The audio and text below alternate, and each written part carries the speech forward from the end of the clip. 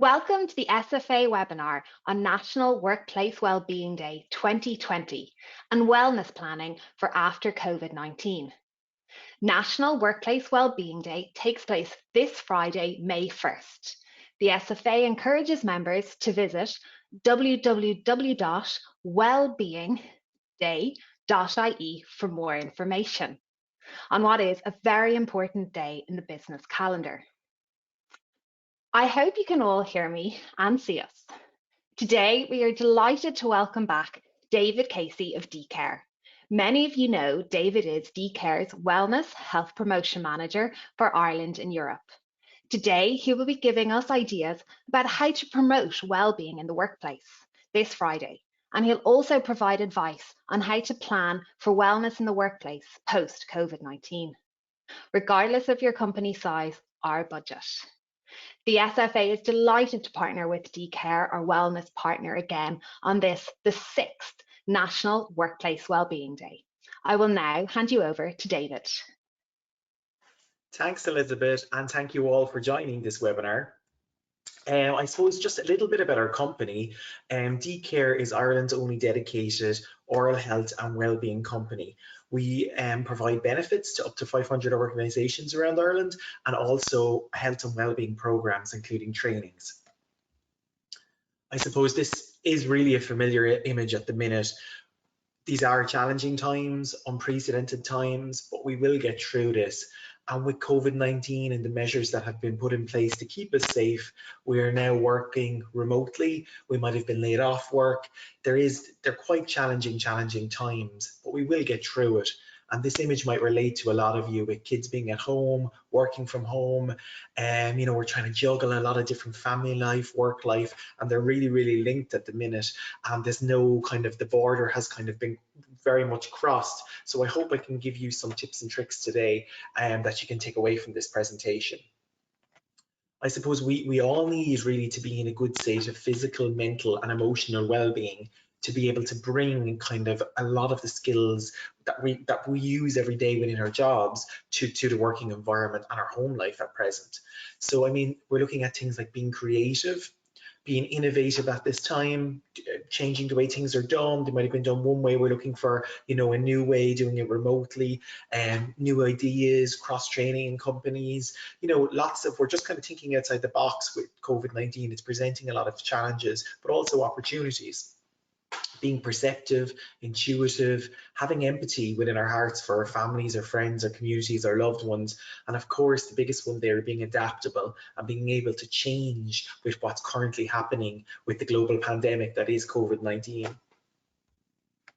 I suppose that the biggest thing I can say to you from this presentation, for all employees, workplaces, team leaders, managers listening today, well-being will play a huge role in our recovery. That's so important. Wellness programs and well-being and health promotion is huge in workplace. It's a key determinant of our health. We're there from the age of 15 plus right up to the age of 65 plus. It's a huge aspect across the lifespan that we can empower people and promote health and well-being and reduce some of these adult chronic conditions, and also empower people to give them the skills and the tools around good mental health practices also. With COVID-19, we're really seeing that, there's a lot of anxiety, there's a lot of fear, and there's a lot of angstiness out there at the minute, because we've never ever been through this before. But we will get through it, and we will get through it together. And it's taking it one day at a time and not thinking towards the past too much and not thinking towards the tomorrow. We're just taking every day as it comes, because it's new for all of us. So wellbeing will really play a big part in our recovery, and it's important. What I'm going to go through today is we're going to look at Workplace Wellbeing Day, and we're also going to look at wellness planning after COVID-19 throughout this presentation, because what once was our wellness plan that we taught for the year in January of 2020 has now changed because people's needs have changed. I want to just mention that we have an article there, Progress Through Positivity, all about COVID-19 in relation to mental health, that's out in SFA Better Business, which is released next week. The magazine is also taking a very COVID-19 approach to business, so it's a great one to pick up, look at it online when it's released as well. There's some great content in there. So National Workplace Wellbeing Day takes place next Friday, May 1st. It's the 6th year running from IBEC, and the event again is it's not well-being is definitely not just done on one day. It needs to be embedded in a calendar year. It needs to be from January to December. I often say to people, would we brush your teeth 365 times in one day? No, we wouldn't. You need to do that. It's built a little bit every day, a little bit throughout the calendar year. So, it's a great opportunity to shine a light on well-being, having this day, showing initiatives, particularly when people are working remotely. And, there's that angstiness, there's that fear that is out there with COVID-19 at the minute, because all our lives have changed. But also it's important to remember in the back of our minds that we want to be planning well-being after COVID-19. So that's really why I'm going to look at that topic today after I talk you through about the day. So one of the first ideas, I suppose, is things like internal competitions, things that, have low cost and, they're easy to run and set up. So we're looking for different things like, things like cooking competitions. We're looking for things like your healthiest dish, healthiest recipe, take a photo, pop it on the forum, pop it on the Facebook, Instagram, Twitter, hashtag the company and Workplace Wellness Day. There's lots of companies kind of embracing these initiatives.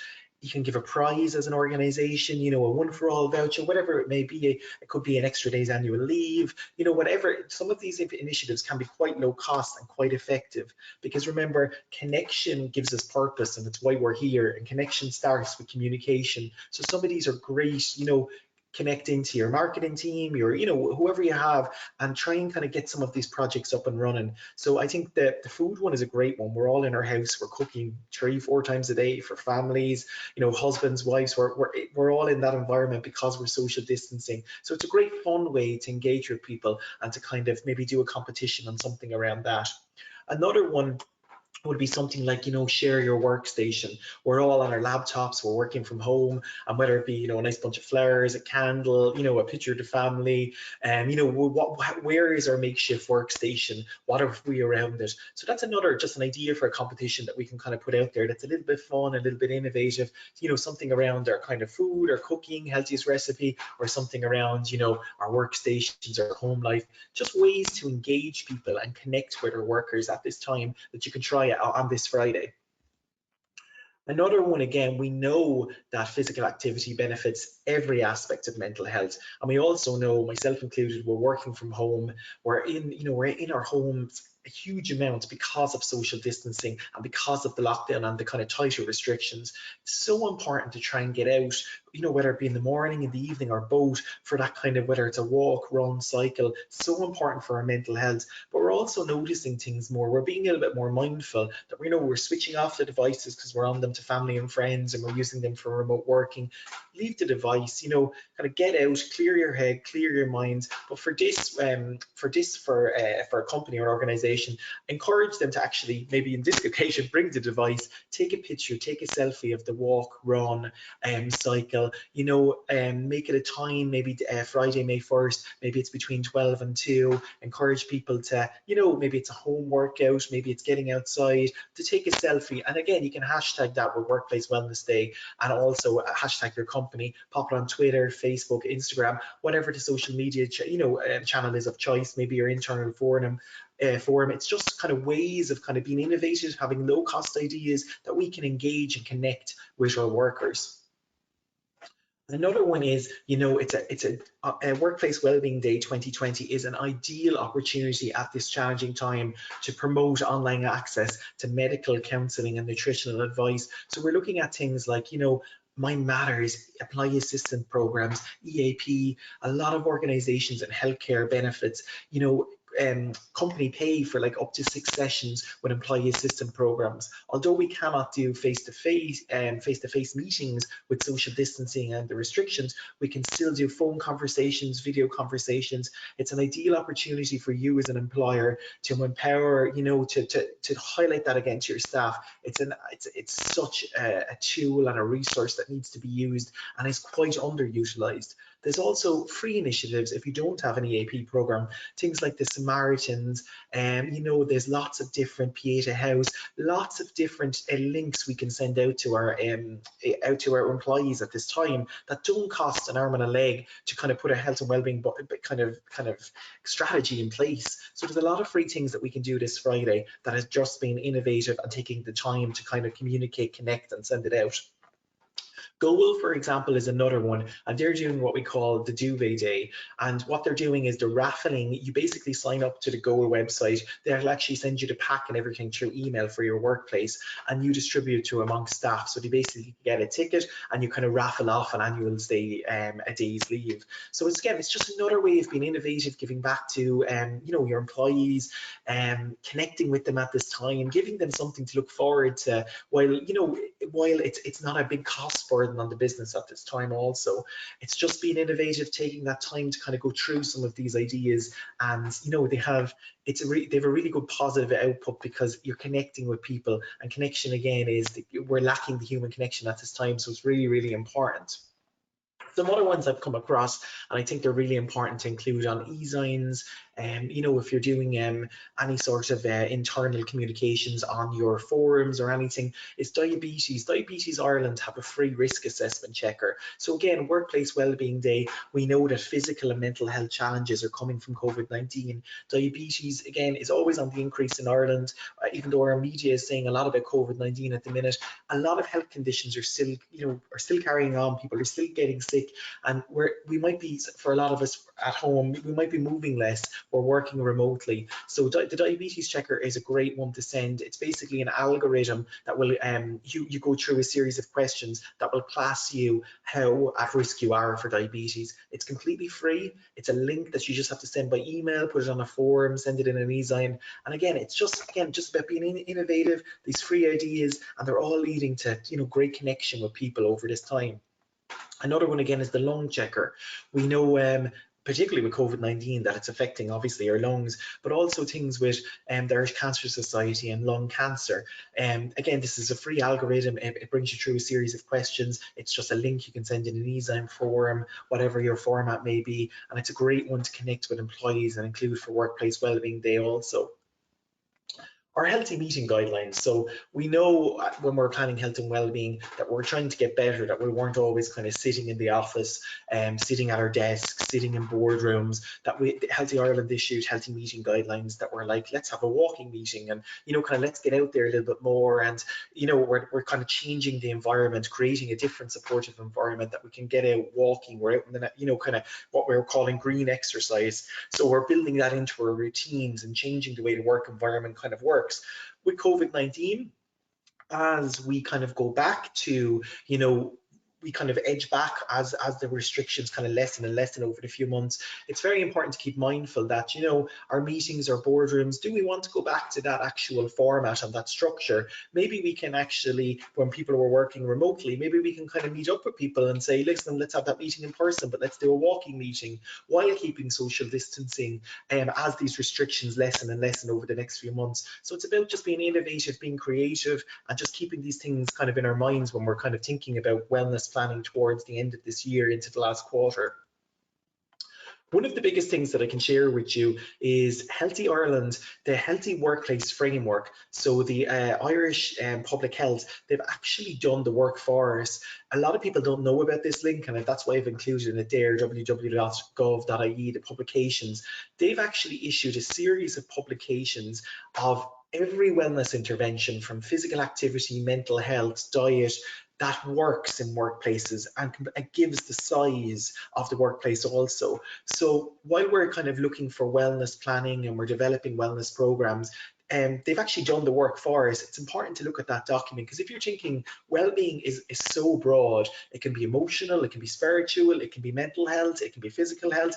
Sometimes it is overwhelming to go, where do I start, and where's the need, and my workplace culture, and where should I begin with this? And particularly after COVID-19, we're thinking mental health and where can I begin and what can I do for my employers. So this includes nearly every intervention.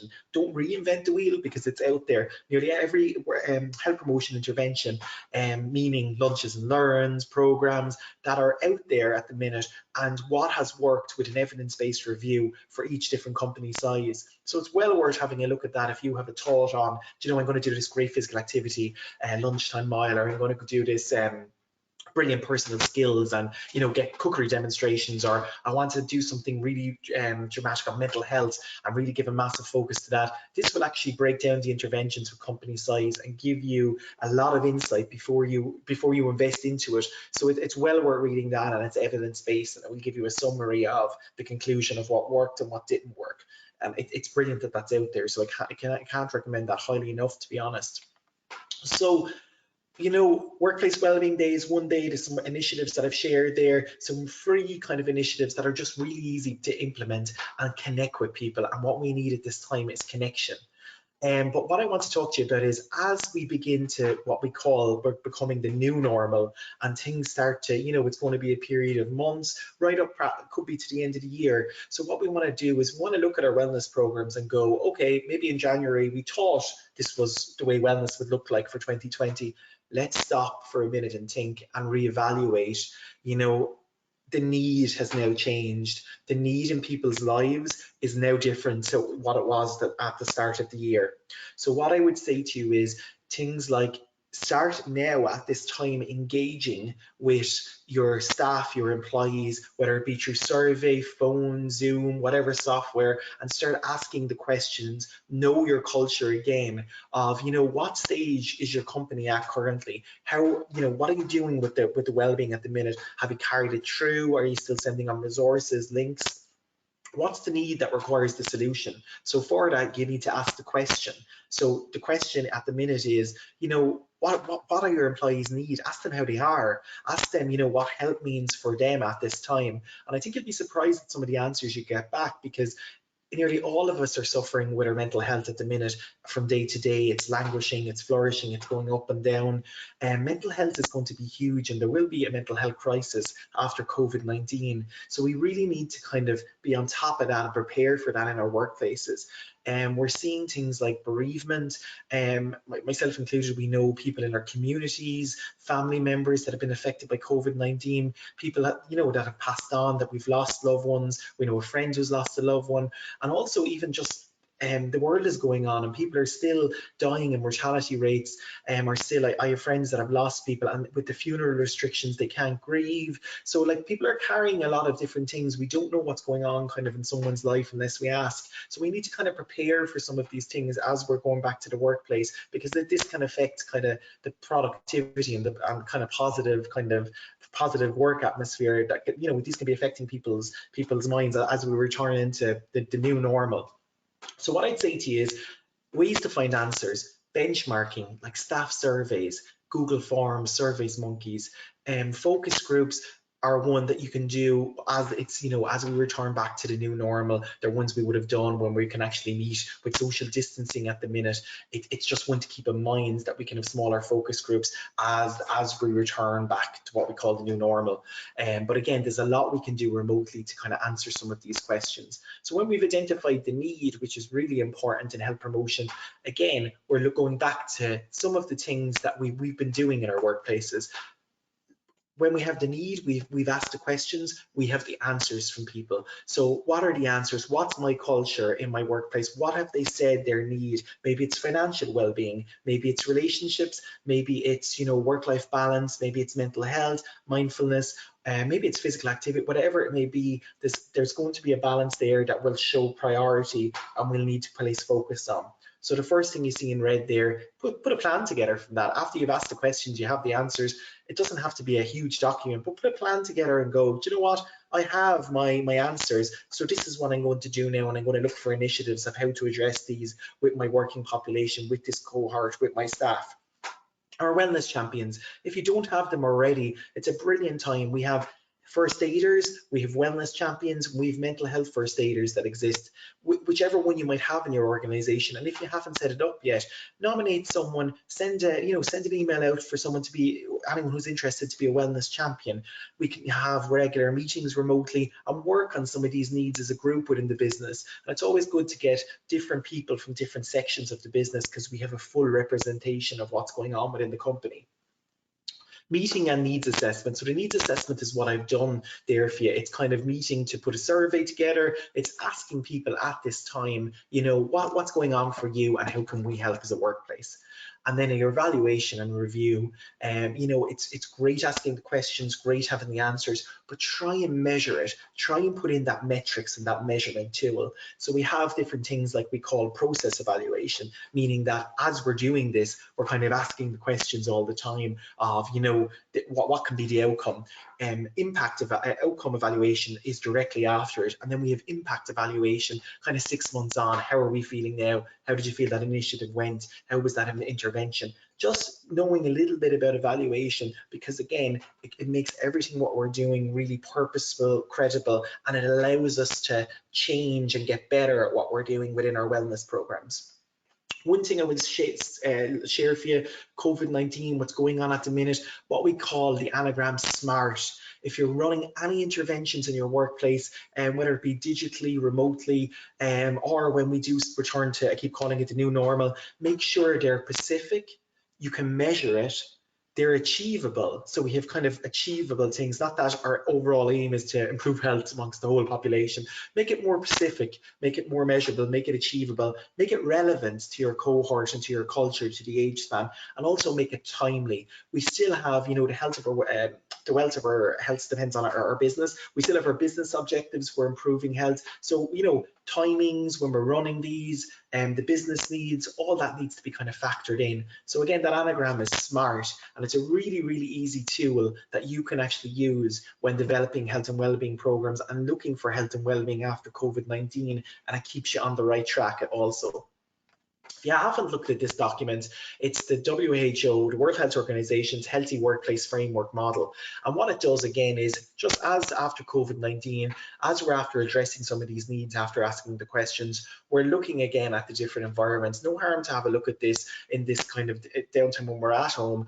The psychosocial environment, attitudes, values, beliefs, physical work environment, our kind of ergonomics, our office chairs, where we're sitting, standing, personal health resources, what's available to us, benefits, whatever it may be within the company, and then the CSR, the community involvement, sustainable development in the company. Tie all those kind of pillars in together. Don't have them, sometimes we've a meeting about this and this, and there's lots of separate meetings. Like, connect everything, be the connector and connect it all together, because health and all policies and like overall health and well-being is what we want on the agenda for every meeting going forward.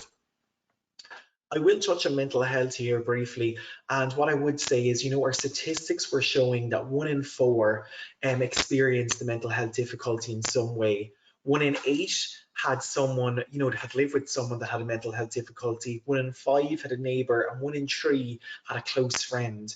And that was done back in 2017, and we're still using these statistics. But what I would say, in light of the COVID-19, there's not one person's mental health that is not affected by this national pandemic. Our mental health is 1 in 1 at present. And that's a really, really strong, powerful statistic. 1 in 1. Each one of us, our mental health is compromised at the minute. When we get up, it languishes, it flourishes, it goes up and down. We have good days, bad days. And it's so important to know, for yourself as an employer, the self-care, but also for your employees, it's normal, it's okay. We haven't been through this before. Facts minimize fear. Look at the facts. Don't look at the, the scaremongering and the propaganda and the false news about COVID-19, from the 5Gs to the animals to there's a lot of false news out there. We want to look at reputable sources for you and your business and your families or loved ones or communities. Look at the World Health Organization, look at the HSC website, and look at the Department of Health. Don't be fooled with false news and endless scrolling online. Five things I would say to you is we are all familiar with, our 5 a day of fruit and veg. We talk about physical health like it's, I had the cold last week, it's knocked me for seven, I had to take the Nurofen, I drank the bottle of wine, whatever it may be. We talk about physical health so proudly. We don't tend to have, there is a little bit of stigma that still very much exists around our mental health. So we've heard of 5 a day for our, fruits and veg for physical health. I'm giving you today as an employer 5 a day for our mental health, for you personally, but also for your company. And I'd start with connect. Connection, is it's why we're here as human beings. It gives us purpose. If you haven't picked up the phone to a loved one, a family member, a friend, or even our work colleagues that you're like, oh, I'm doing my thing at home and I haven't picked up the phone yet, connect with someone. It's so important. We are lacking that human connection at the minute with the social distancing and the lockdown measures. Our mental health is compromised. Connect with someone. It's so important. And also, as an employer, connect with our employees. It's okay working remotely. It's okay, if someone has a bereavement, it's okay. We want to actually connect and ask the question, how are you? How are you doing? A really simple question, but a question that we can get an answer back from and actually find out how someone is doing. It's a really simple thing, but a really important thing at present. So connect. The next two of the 5 a day is be active. It's so important. Again, I said it, but physical activity benefits every aspect of our mental health. I know myself, I'm working from home. You have emails, you have calls, things go on. You're onto phone in the evening time, to WhatsApp, to moms, dads, brothers, family members. And it can be draining sometimes because you constantly feel this digital world is, even though it's brilliant and it can connect us, it sometimes drains our mental health. So important to get out in the morning, get out in the evening, have that walk within the 2 kilometers restrictions as it is at the minute, but have, whether it's a run, a cycle, just get out there, be a little bit more present of, what's around us, the trees, the sky, the birds. There's not a lot of traffic here at the minute in Dublin. We're hearing things that we couldn't hear before because the noise kind of blocked it out. So the next one I'd say is taking notice, and that's also called mindfulness. A really important tip: take notice of things in your life. A really good tip at this time, if you're feeling anxious, which is completely normal, is to get a journal and to actually write down the things that it's causing you anxiety. So it might be, fear of job loss, lost the job at the minute. You might be on the state benefit. Could be, your financial well-being. Could be relationships. It could be, whatever it may be. Fear of the unknown. Write down in a journal all the things that are bothering you. And then flick the page, spend a minute on it and flick the page and write down all the positive things in your life that's making you happy at the minute. And maybe that day you're not feeling that, but just have a think about it. Maybe it's family, friends, relationships, and try and focus on that positive page and not that negative page that we've kind of all our worries. We don't want to carry the worries with us. It doesn't do us any good. Try and carry those positive things. If you imagine a jar and the positive things are the rocks, we fill our jar with the rocks and not all the little worries that will trickle down. Keep learning. So this isn't, you don't have to sign up to a big course or a big, a massive college course or a postgrad. Just new skills. Like, I'm at home at the minute and developing personal skills, like looking at there's a WhatsApp thing going at the minute, new recipes, learning to cook better. We're all kind of reading more books, listening to music in the nighttime, kind of developing kind of CPD. There's lots of different things. We can keep learning new skills, and we can also find out a lot about ourselves during this time of what kind of makes us tick and what we like and what we don't like. The last one there is to give, and again, this isn't about presents. It's literally like it's something we should embrace in our life. It's holding the door open for someone. It's small little acts of kindness that we're kind of want to kind of have, not thinking of ourselves but thinking of others. So there's kind of 5 key principles there, what we call a 5 a day for our mental health. And again, it's very important if we can try and practice those daily and keep them in our minds, particularly at this time.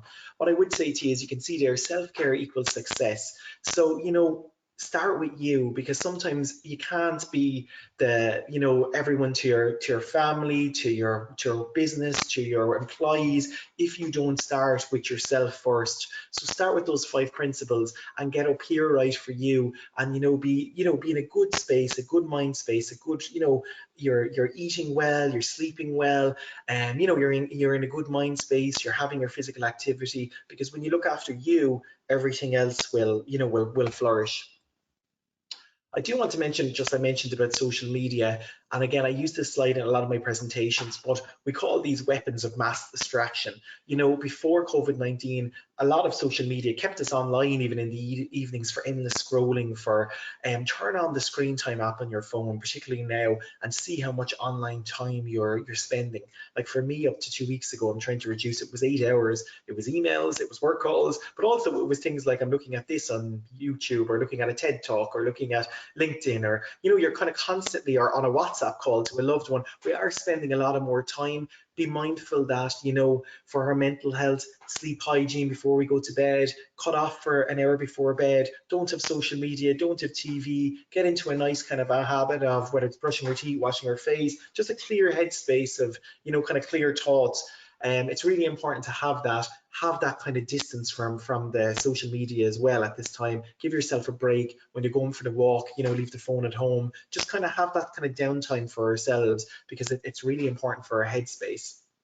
Again, I mentioned about the EAP, and I also mentioned about the free resources, just that, they're really, really underutilized. And, if you don't feel comfortable at this time talking to a friend or a family member, it's really important that you know these services are here, they're confidential, and you might feel more comfortable just talking about financial issues, or, whatever it may be at this time, to someone who can give you the proper advice, and give you kind of a counselor, whoever it may be. And there's no shame in doing that. We need to get better as a nation about talking about our problems. I would like to say to you, as a company, we have SkillsNet accredited programs. So we have a workplace wellbeing training, and we also have a mental health at stigma at work training that's funded by SkillsNet as well. So if you wanted to get in contact, as throughout COVID-19 for your workplace, they're really, really great resources and tools that are available, that you can avail of for your health and wellbeing, looking kind of post COVID-19. And then very lastly, before I hand you back to Elizabeth, there is, a positive quote to kind of just finish up on today. You can't change the direction of the wind, but you can adjust your sails. And I think this quote is so kind of prevalent at this time, because, we can't change what's happening. It's a global pandemic. It's happening across the world, but we can change how we react to it, and we can change our thoughts, and, try and build that resilience, try and keep on the positive note. And it's okay to have bad days, and days you feel down, and days you feel anxious, but try and kind of keep, pick yourselves back up and go, you know what, I'll be fine tomorrow. Not feeling great today. Talk about it to someone, and it's okay. So you can't change the direction of the wind, but you know what, we can change how we're reacting to that. I totally agree. Thank you so much, David. Some great ideas there for how to celebrate wellness in the workplace this Friday, and also really great initiatives and activities that we can do to mind ourselves, and also how to be conscious of the mental well-being of our staff, and everyone, I suppose, in our home as well, and in our friendship group. I think what really struck me from your presentation was the mental health stat kind of that you gave, that 1 in 1. And from listening to the government, they've also said in the radio, the ads that we're hearing, mind your mental health currently. And I think that's really important.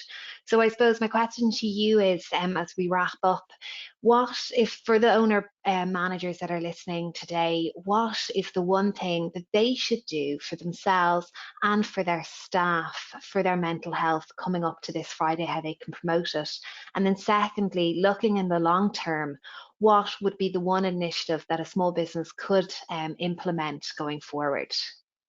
Yeah, and thanks, Elizabeth. And they're really, really good questions. I suppose for the employer and that aspect of self-care, the one thing that they could do would definitely be the mental health 5 a day: connect, be active, take notice, give those 5 kind of principles. to embrace those and try to practice them every day.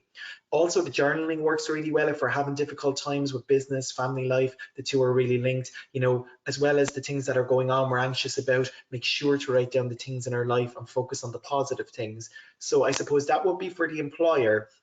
For the employees and for the business owner for this Friday, what initiative? I mean, there's tons of initiatives out there. I think something like I mentioned, like some of the free, it's take a photo. The cost is really low. It's just being innovative and knowing what works with your own culture and workplace. But I would probably say, agreeing with Elizabeth, I would say if you could do something on mental health, whether that might be a talk, a video, sharing this presentation, even sending a link out to someone going, I just wondering, it's Workplace Wellbeing Day, are you okay? Something I didn't mention there, and it's a really good one, is like a Zoom coffee meeting, getting everyone to log in. It's connection, and we're lacking that human connection. Even on next Friday, May 1st, everyone has a cup of coffee, send an email around, and it's getting people chatting, and people feel good about it. They're connecting back with people they were working with, and they're simple free initiatives that that have a really, really strong positive kind of outcome from them. Great. I think that's brilliant. Well, look, David, thank you so much for your presentation and for joining us today. For any queries that you may have, please feel free to contact myself or David. And before we go, I just want to thank Ryan, our webinar technician, and all of the IBEC webinar team who supported the recording of this today. And I want to wish everybody a happy National Workplace Wellbeing Day this Friday. And thank you to our members for listening. Goodbye.